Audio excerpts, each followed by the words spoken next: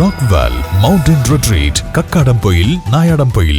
വണ്ടൂരിൽ മോഷണ പരമ്പര. 4 ദിവസത്തിനുള്ളിൽ മോഷ്ടാക്കൾ കവർന്നത് 20 പവൻ സ്വർണ്ണാഭരണങ്ങൾ. കനത്ത ചൂടിൽ രാത്രി ജനൽ തുറന്നിട്ട് കിടന്നതാണ് മോഷണം വർദ്ധിക്കാൻ കാരണം.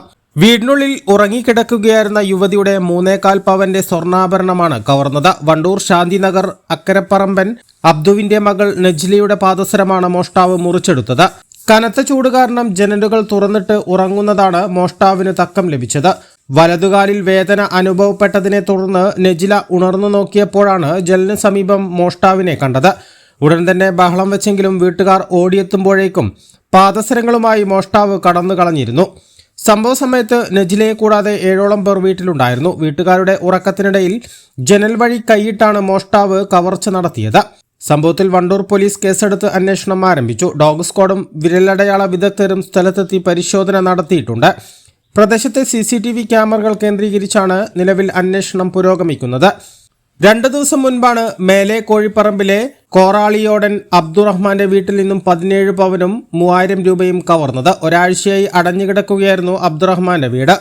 മകന്റെ ബംഗളൂരിലുള്ള താമസ സ്ഥലത്ത് നിന്നും മടങ്ങിയെത്തി വീട് വൃത്തിയാക്കുന്നതിനിടയിലാണ് സ്വർണവും പണവും നഷ്ടപ്പെട്ടറിയുന്നത്. ഈ കേസിൽ പോലീസ് അന്വേഷണം പുരോഗമിക്കുകയാണ്. വേനൽക്കാലത്ത് ജനലുകൾ തുറന്നിട്ട് ഉറങ്ങുന്ന വീടുകൾ കേന്ദ്രീകരിച്ച് മോഷണ സംഘങ്ങൾ സജീവമാകാൻ സാധ്യതയുണ്ടെന്ന് പോലീസ് മുന്നറിയിപ്പ് നൽകി.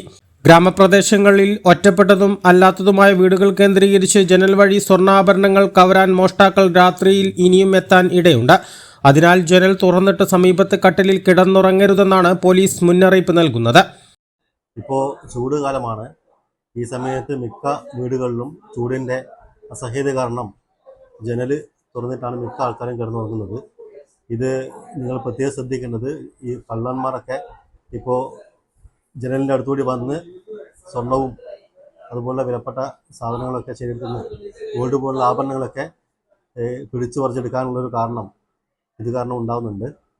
അപ്പോൾ നിങ്ങൾ ദയവ് ചെയ്ത് ജനലുകൾ തുറന്നിട്ട് ജനലിൻ്റെ അടുത്ത് കിടക്കാതിരിക്കുക. മാത്രമല്ല ആഭരണങ്ങൾ ധരിച്ച് രാത്രി ഉറങ്ങാതിരിക്കുക. ആഭരണങ്ങളൊക്കെ സേഫായിട്ട് വെക്കുക. ലോക്കർ തന്നെ വെച്ച് പൂട്ടി വെക്കുക.